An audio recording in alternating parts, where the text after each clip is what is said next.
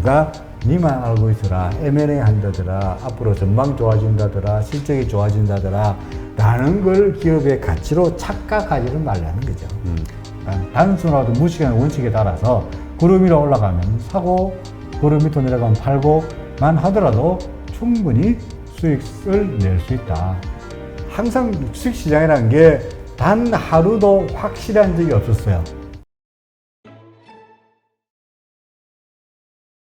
네. 그러면 아까도 이제 엘리어트 파동 이야기 하셨는데 예. 이 엘리어트 파동을 보니까 국내에서 최초로 이 한국에 소개한 분이라고. 예. 네. 그렇죠. 그러니까 보니까 이 차트 기술적 분석을 많이 우선적으로 보시나 봐요. 그렇습니다. 예. 근데 이런 반론을 가지신 분들도 있어요. 뭐냐면 기업의 어떤 펀더멘탈을 보고 이거 뭔가 믿고 동업 관계로 이렇게 길게 보고 가야지 이렇게 시장이 이런 일희일비에 좌우하다 보면 돈을 오히려 못 번다. 이런 얘기도 있거든요. 인정해요. 인정하세요? fine. 예, 그것도 뭐 물론이죠. 예를 들어서 기업의 펀더멘탈, 기업의 내용을 보고 주식을 사야 되겠다. 오케이. 네. 뭐 당연히 반대할 이유가 없고요. 네. 만약에 그렇다 그러면은 그 회사를 믿고 샀다 그러면은 중간에 주가가 좀 흔들리더라도 안 팔고 좌고 우면하지 않고 계속 가치 투자, 워렌 버핏처럼 네. 가야 되겠죠. 근데 그러려면은 먼저 그 회사의 장기적인 안목을, 기업의 전망을 볼 수 있는 안목이 필요해요. 그렇죠. 그렇죠. 워렌 버핏처럼 예를 들어서 그 기업의 내재 가치를 따지고, 제가 워렌 버핏 책을 3권을 번역했어요. 그러니까 워렌 버핏에 대해서 모르는 바는 아닙니다만은, 예를 들어서 그 기업의 내재 가치, 예를 들어서 에러 오브 마진 라든지 또 그 중에서 또 그 내재 가치를 구할 때도 그 들어가는 여러 가지 변수를 다 고려하거든요. 네. 근데 과연 우리나라의 투자자들 중에서 그런 많은 실력을 가진 분들이 있을까 하는 거고요. 네. 그래서 기술적 분석을, 차트를 저는 중시합니다만 그 백그라운드는 사실은 제가 외환딜러였기 때문에 그래요. 진짜 외환딜러, 저희가 그냥 이미지상으로는 딜러분들은 매일 차트 보면서 막 사고 팔고 매일 그런 트레이딩을 하시는 걸로 이해가 되거든요. 실제로 해요. 그런 건가요? 실제로 해요. 예를 들어서 딜러들은 1년 뒤에 환율에 대해서 관심 없어요. 당장 6개월 뒤에 환율에 관심 없어요. 언제 환율에 관심 있을까요? 내일? 아니요. 내일씩이나 보지 않아요. 5분 뒤에 환율에 관심이 있어요. 그래요? 5분 뒤? 그러니까 샀다가 5분 뒤에 뭐 앞으로 얘가 소위 한 틱, 두 틱 뛰기로 사고팔고 계속 반복해요. 참, 그 틱이라는 게 무슨 의미입니까? 0.01, 그러니까 그 환율의 제일 마지막 자릿수. 환율의 제일 마지막 자릿수. 그러니까 정말 미세한 단위. 그렇죠, 그렇죠. 예를 들어서 N 같은 경우에 107.10이다 그러면은 107.10에서 107.11 되는 것을 원틱 움직이다 그래서 원핍이라 그러기도 하고. 네. 그러니까 0.01N이죠. 그러니까 1억 달러를 거래하면은 100만 원이 왔다 갔다 할 정도입니다.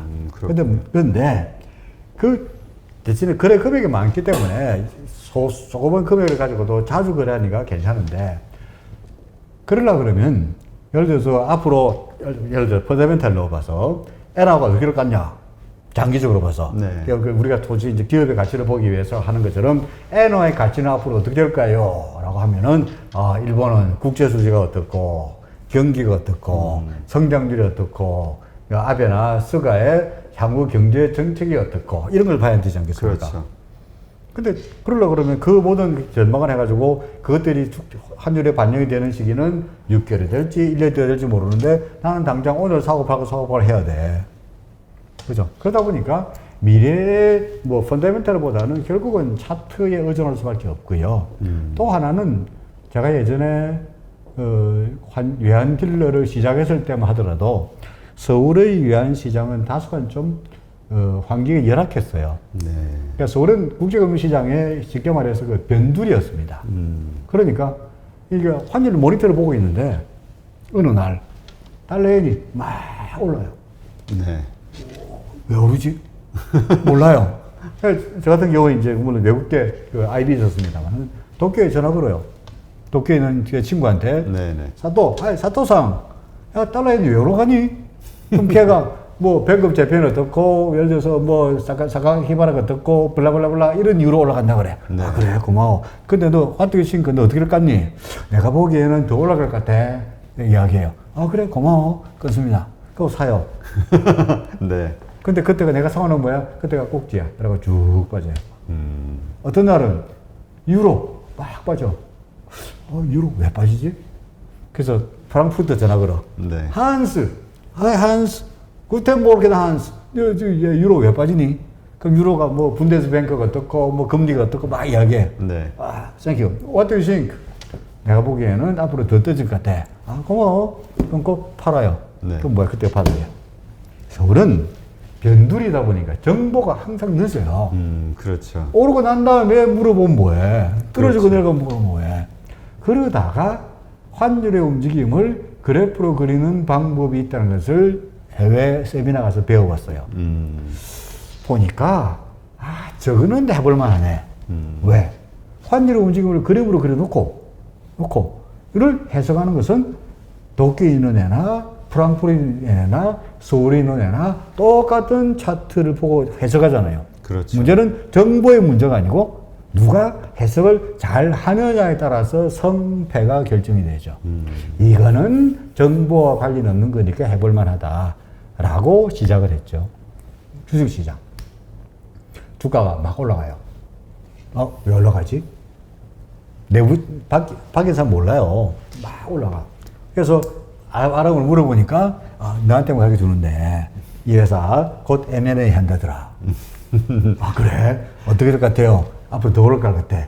그래서 니한테만 전해준다는 정보를 듣고 주가가 막 올라갈 때 사요. 네. 그때가 언제입니까? 상투. 그러니까 그때 작전주가 참 많았죠. 그렇죠. 그래서 펀더멘탈은 중요하긴 합니다만은 펀더멘탈을 부인한 건 아닌데 만약에 펀더멘탈로 해서 기업의 가치를 제대로 판단할 수 있는 실력이 된다 그러면 모르겠는데 누가 니만 알고 있어라 M&A 한다더라 앞으로 전망이 좋아진다더라 실적이 좋아진다더라 라는 걸 기업의 가치로 착각하지는 말라는 거죠. 이거는 이제 애널리스트들이 이제 전망 보고서를 계속 내놓잖아요. 예. 이 애널리스트들의 전망도 참고는 하되 믿지는 마라. 이렇게 봐야 그게 되나요? 예를 들어서 우리 기술적 분석을 이야기하는 사람 중에 뭐라고 비판하냐 그러니까 아니 과거의 주가 움직임을 가지고 미래를 예측한다는 게 말이 되냐 그렇죠. 라고 이야기합니다. 근데 애널리스트들이 전망을 하는데 삼성전자 이번 분기에 10조 원의 영업이익이 예상됩니다 라고 말하죠. 어떻게 알죠? 어떻게 알죠 지금? 삼성전자 지금도 아닌데 어떻게 알아요? 과거의 트렌드를 보니까 반도체 D램의 판매 수익이 어떻게 되고 있고, 네. 그죠? 그 다음에 전망이 어떻게 되고 있으니까 앞으로 그 반도체 시장의 규모가 이만큼 될 테니까 그거다가 수익을 곱하고 하니까 이렇게 될 거다라고 계산하죠. 일기예보. 내일 비 온다 그러죠? 그죠? 네. 어찌합니까? 어떻게 합니까, 지가? 일기예보 지가 어떻게 합니까? 여러 가지 현재 데이터를. 일기도를 그려보니까 오츠카만에서 올라오는 북태평양 고기압과 네. 그죠? 시베리아에서 내려오는 그 저기압, 대륙성 저기압이 만나서 전설을 만들기 때문에 내일 비 온다라고 하죠. 근데 전설을 만들 때 비가 언제 왔지 않냐? 1년 전에도, 2년 전에도, 3년 전에도 한랭전선과 온난전선이 만났을 때 비가 오더라. 그래, 이번에도 비가 오더라. 그 뭐야? 과거의 데이터를 가지고 미래를 예측할 수밖에 없어요. 그러니까 기술적 분석이라 그래서 예를 들어서 미래의 데이터를 가지고 미래를 예측할 수 있다 그러면은 fine. 근데 우리는 인간은 미래의 데이터를 미리 안다면 예측을 왜 해? 그냥 하면 되지. 그래서 뭐 기술적 분석이 좋다는 것도 아니고요. 나쁘다는 것도 아닙니다만은 기술적 분석이 우리한테는 일반인들이 쉽게 핸디하게 접근할 수 있는 방법이지 않겠냐 하는 거고요. 네. 그렇죠? 그 기술적 분석을 이제 다른 말로 차트 분석이라고 이제 표현을 하죠. 예. 자, 그러면 우리가 이제 사실 차트 보면은 좀 어렵단 말이에요. 생소하니까 처음 뭐 주린이들은 그렇고 뭐 오래되신 분들은 뭐 보면서 공부했으니까 알겠는데 우리가 이 차트를 통해서 가장 중요하게 확인해야 되는 것들이 있다면 한 두세 가지 정도 그 알려주신다면 어떤 게 있을까요? 차트를 통해서 확인해야 될 두세 가지라기보다도 네.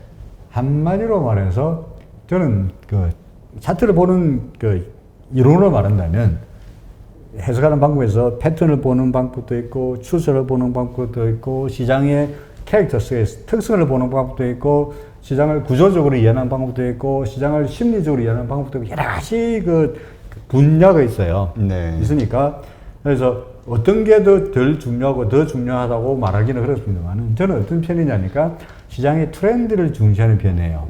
추세. 네, 추세. 그래서 현재 추세가 상승세다 그러면은 계속 사는 쪽으로 가는 거고요.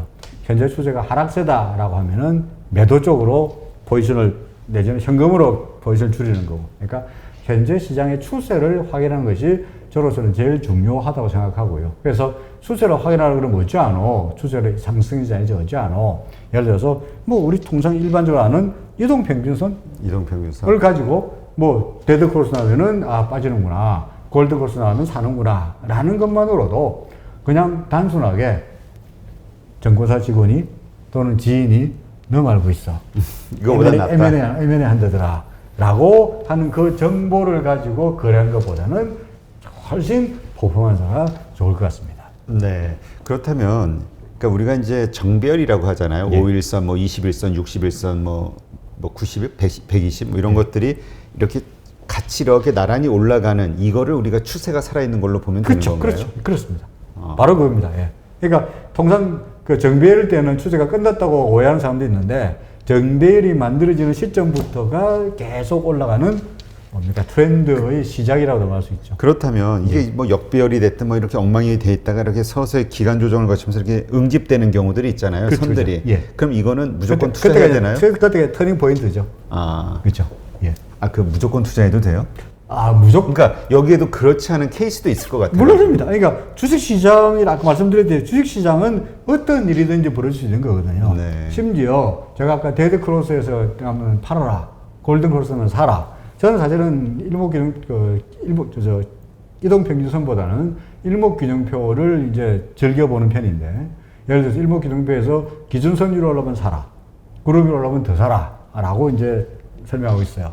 그런데 예를 들어서 어제 기준선은 올랐다 그래서 네. 또는 어제 구름 위로 고개를 싹 냈다 그래서 그거로 계속적으로 올라간다고 확정적으로 말할 수 있느냐?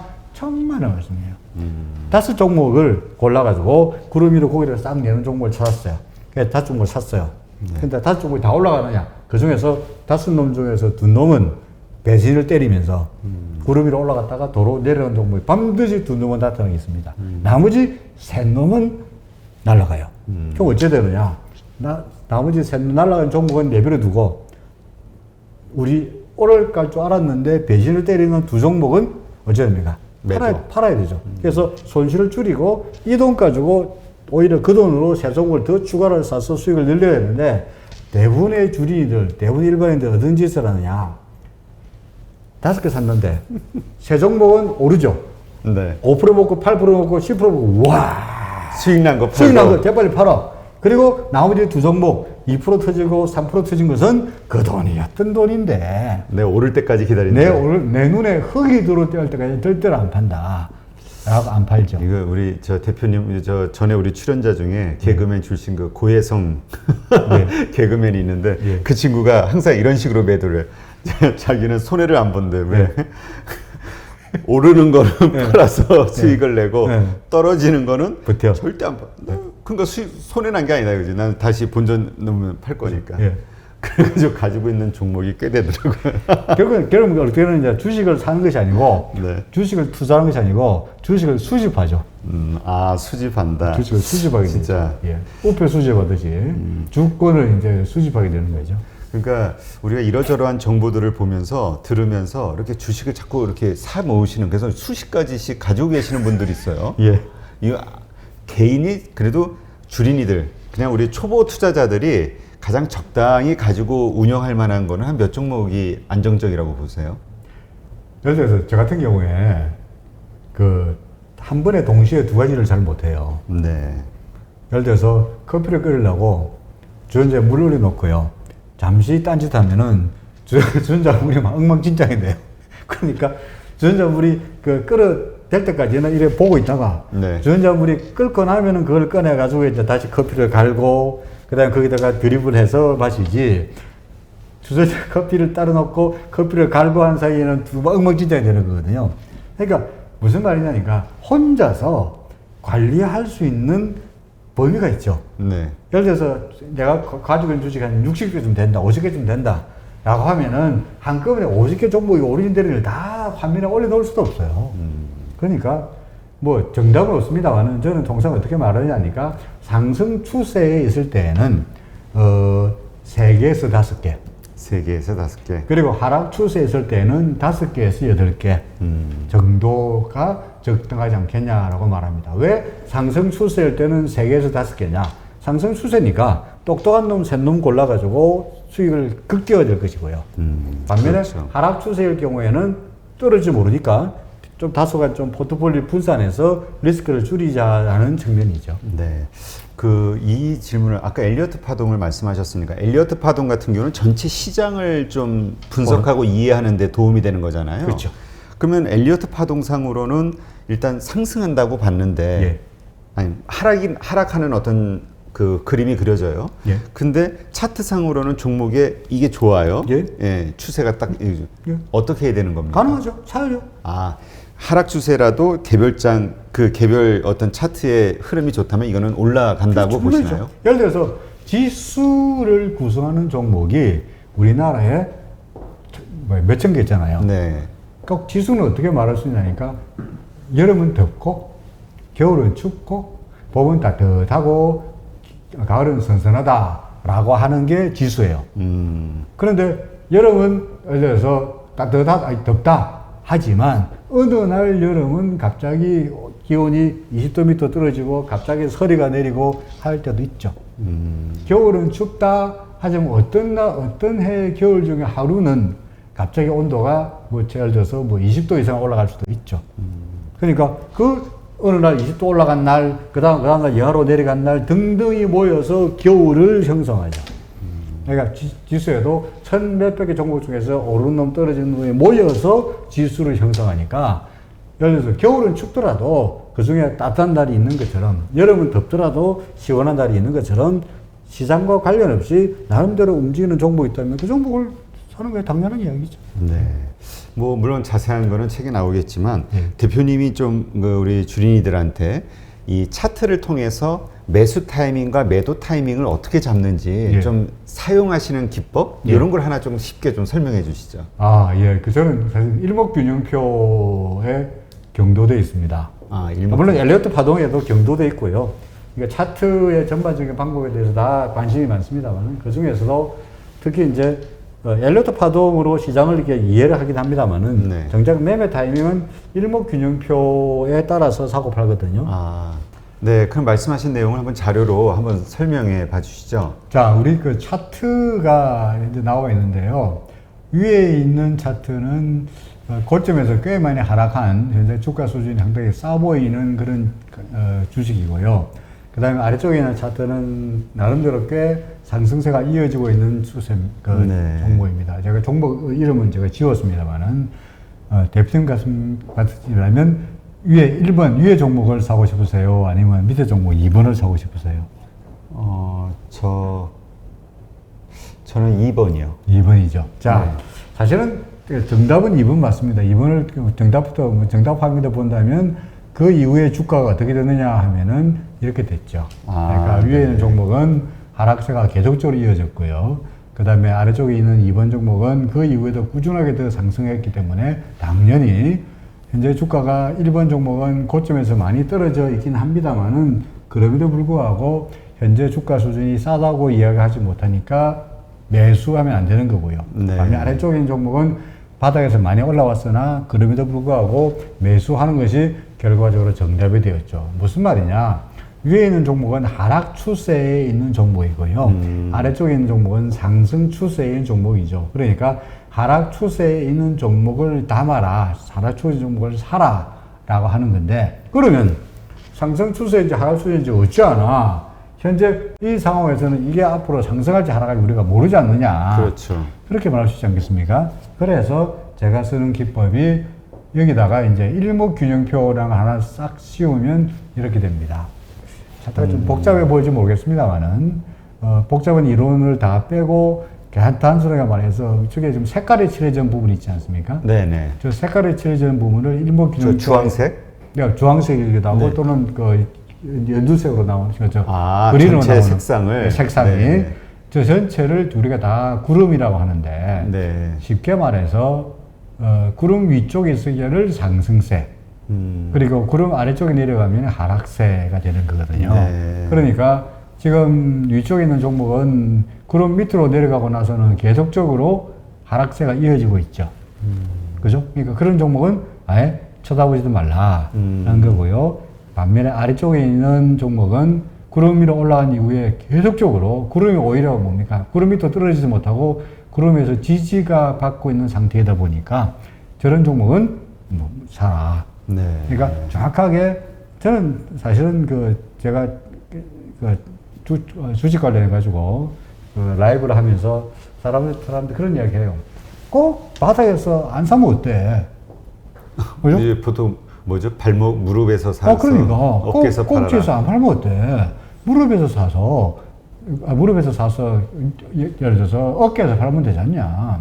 그러면 됐지. 뭘 더 팔아가지고 내가 사고 난 다음에 무조건 주가에 올라가야 되고 내가 사면 바닥에 돼야 되고 내가 팔고 나면은 주가는 무조건 떨어져야 되고 내가 팔고 나면은 내가 팔 때가 그때가 꼭지가 돼야 된다고 우리가 신도 아닌데 어떻게 알아요? 그러니까 그냥 흐름을 보고 상승세다. 그러면은 상승세인 것을 확인한 다음에 꼭 바닥이 아니고 구름 위로 올라오면 상승세네 사고 구름 밑으로 떨어지면 하락세네 팔고 하더라도 충분히 수익이 나죠.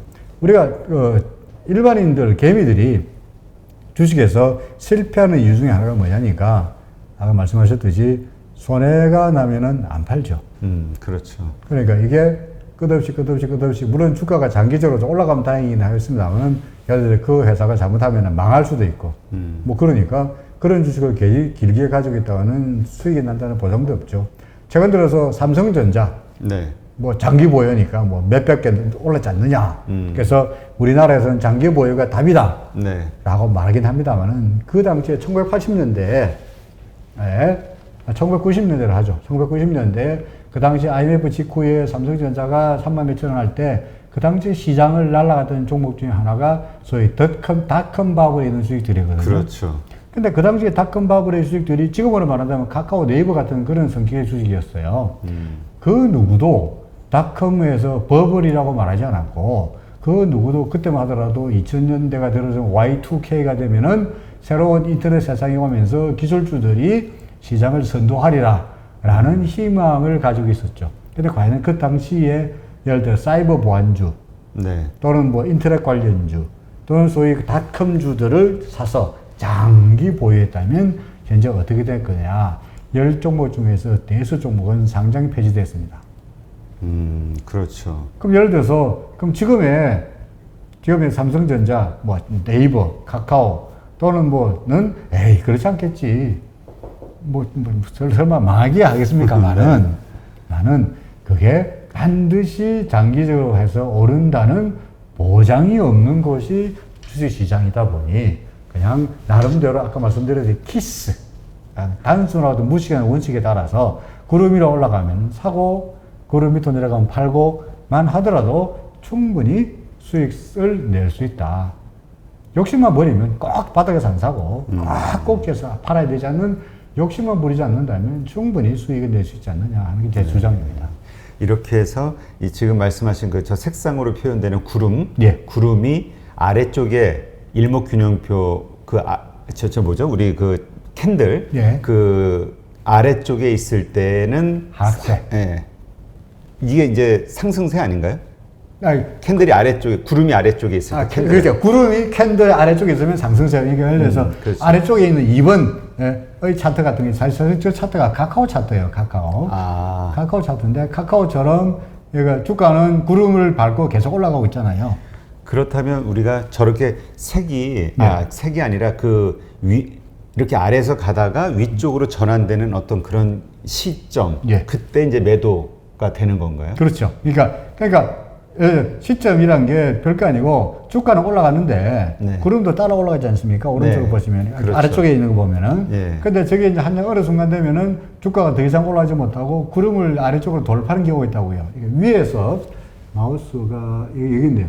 예를 들어 지금 이쪽에 있는 종목의 경우에 네. 나름대로 구름 위에서 놀다가 결국 밑으로 내려 여기 이 정도에서 구름 밑으로 떨어져 버렸잖아요. 네. 그죠? 이때가 바로 뭐 뒤도 돌아오지 말고 팔아야 할 타임이 되는 거죠. 그렇군요. 물론 그때가 고점은 아니에요.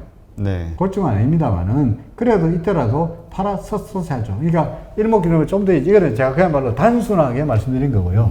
조금 더 깊게 들어가면은 예를 들어서 뭐 각각의 그 일목균형표를 구성하는 괴선들이 어떻게 되고 방향이 어떻게 되고 기준선이 어떻게 되고 하는 등등의 그 이론들이 있긴 합니다만은 그냥 쉽게 핸디하게 말씀드리면 그냥 구름 위에 올라가면 사고 구름 밑으로 내려가면 팔아라 라는 각으로도 충분하다는 이야기가 됩니다. 네, 그렇군요. 네, 그럼 이렇게 해서 이제 우리가 매수와 매도 타이밍, 우리 예. 대표님이 어떤 식으로 하시는지는 이제 이해가 됐고요. 예. 이거 이제 참고하시면서 이제 많은 주린이 분들도 한번 공부해 보시면서 자기 것으로 한번 만들어 보시면 좋을 것 같고요. 예. 자, 그렇다면 이제 하반기 시장, 예. 하반기 시장에 대해서 어떤 전략을 가지고 계세요? 하반기도 결국은 말씀드렸듯이 그러니까 뭐 죄송합니다만 그 하반기에는 우리 그 뭐 잭슨홀 미팅 뭐 예. 이런저런 뭐 테이퍼링 혹은 금리 인상 뭐 한국은행도 그렇고 예, 예, 뭐 여러 가지 악재들이 좀 기다리고 있잖아요. 그렇죠. 예. 예. 근데 항상 주식시장이라는 게 단 하루도 확실한 적이 없었어요. 주식시장이 확실합니까? 내일 확실합니까? 모르죠. 매일같이 불확실하죠. 그러니까 어차피 시장은 불확실할 수밖에 없고 그러다 보니까 항상 시장에는 호재와 악재가 혼재할 수밖에 없겠는데 시장을 나쁘게 해석한다면 미국이 금리를 올리고 경기도 일시적으로 나빠질 것이고 그 다음에 한국은행이 또 금리를 올릴 것이고 뭐 이런 것들이 이제 악재가 될 것인데 반대로 좋게 해석한다면 제가 말씀드렸듯이 주가가 올라가는 요인이 38,750가지 있다면 그 수많은 요인들 중에는 그 돈들이 다 어디 갈 거냐. 우리나라 금리 여전히 낮지 않냐. 미국도 마찬가지지 않냐. 그리고 이제 코로나 때문에 위축돼 있다가 결국은 코로나로 인해 가지고 위축돼 있던 사람들이 이제 결국은 뭐 시기의 문제이지 결국은 그 백신으로 인해 가지고 코로나는 퇴치됐겠죠. 뭐 네. 스페인 독감도 그랬고 뭐든 간에 결국은 인류가 그 백신으로 인해 가지고 그러니까 이 그 전염병을 이겨낼 테니까 그러고 난 다음에는 분명히 갇혀 있던 사람들이 소위 보복 소비라 그럴까요? 라든지 해서 경기는 문제가 살아날 테니 결국은 그로 인해서 주가는 계속적으로 올라갈 수밖에 없지 않겠냐라고도 생각할 수 있죠. 네, 그렇군요. 자, 그렇다면은 우리가 이 어떤 이제 계속 시계열상 올해 계속 이제 하반기에도 상승이 이어진다고 했을 때 관심 가질 만한 섹터나 뭐 종목 같은 게 있다면 어디가 있을까요? 저는 여전히 그래서 아까 말씀드렸듯이 이제 ESG에 관심이 ESG, 많고요. 네. ESG 때문에 에콜로지 쪽으로 관심이 많으니까 지금 내연기관 자동차들 같은 경우에 네. 결국은 만약에 차를 바꾼다. 그럼 뭐 사주겠어요? 전기차 살 것 그렇죠. 당연하죠. 그 아파트도 요즘 새로 지은 아파트에는 다 지하 주차장에 다 이게 충전소 다 있어요. 그렇죠. 그걸 갖다가 충전소가 있는 게 문제가 아니고 지금 충전소 새로 만드는데 새로 신축 아파트 같은 경우에 충전소 그거 모자란다.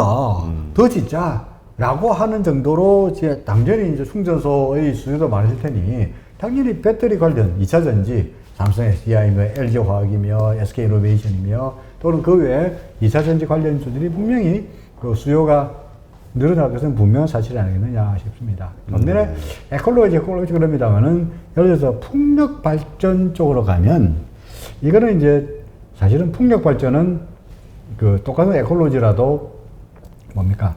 그 한국 우리나라 기업들이 들어갈 수 있는 여지가 별로 많아 보이지 않거든요. 네. 왜냐하면 기술 수준이 높지 않아요. 그러니까 풍차만 돌리면 되는 거니까. 네. 그렇잖아요. 근데 바람이 많이 불면 되네요. 그럼. 그렇죠. 그런데 반면에 배터리 관련주들은 우리나라 기술 수준이 높고 시장 진입도 쉽지 않으니 아마도 여전히 굳이 그 에콜로지 쪽으로 말한다면 일단 그쪽에 관심이 많이 가는 거죠. 전기차, 그다음에 배터리. 그렇죠. 예. 그러니까 뭐 그 우리 자동차주하고 그 전기차, 그러니까 그렇죠. 전기차로 표현되는 자동차주하고 그다음에 그 그렇습니다. 소재주 예, 이렇게 굳이 한 종목을 이야기한다면 그런 거고요. 또 하나를 이야기한다면 어차피 앞으로 금리는 오를 수밖에 없다면 그렇죠. 금리 관련해서 경기 관련해 가지고 금융주들도 괜찮아 보이지 않겠냐 싶습니다. 금융주에는 은행하고 보험하고 뭐 증권사 그렇죠. 섹터가 다 있는데요. 근데 결국은 당장에는 정권사보다 정부사는 그동안에 많이 그 정부사냐 금리보다는 이제 거래량에 대해서 그렇죠. 이제 수혜받는 종목이다 보니까 결국은 금리가 오른다면 관련하여서 금융주 중에서 특히 은행 관련주들이 괜찮습니다. 예대 마진 노리고. 예대 마진 아무 늘어날 수밖에 없으니까. 예. 뭐 보험도 나쁘지 않아 보이긴 합니다만. 그렇군요. 네, 알겠습니다. 아, 국내에서 이제 최초로 엘리어트 파동 이론을 이제 소개하신 분이시고요. 책을 30권이나 쓰신 네, 주식의 정말 고수 분께서 오늘 본인이 사용하시는 여러 가지 기법들에 대해서도 한번 주린이 분들 참고하시라고 알려주셨는데요. 김중근의 1분 차트, 네, 책 필요하신 분들은 또 한번 참고하시면서 더 공부하시면 좋겠네요. 네, 오늘 이렇게 좋은 인사이트 함께 해주셔서 감사합니다. 네, 수고 고맙습니다. 많으셨습니다. 예, 고맙습니다. 예.